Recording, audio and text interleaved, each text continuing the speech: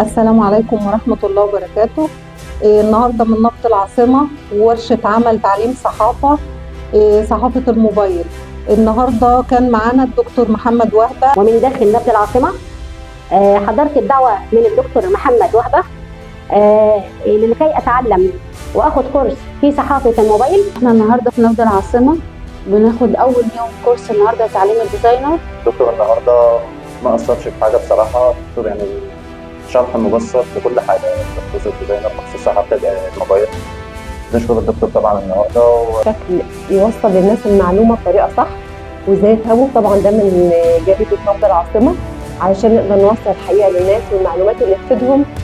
علمنا حاجات كتير زي ازاي نمنتج الفيديوهات ونصور من التليفون.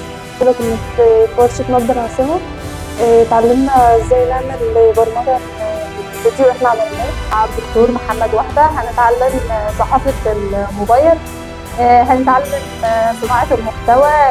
محاضره كانت مفيده جدا النهارده. اتعلمنا حاجات كتير وبدائيات عشان نبدأ نقدم لكم محتوى كويس ويفيدكم ويفيدنا احنا كمان. وان شاء الله من تقدم لتقدم بقياده الدكتور محمد وهبة. ان شاء الله نجاح. كان يوم حلو وجميل، استفدنا حاجات كتير قوي، ان شاء الله نقدم للناس حاجه حلوه.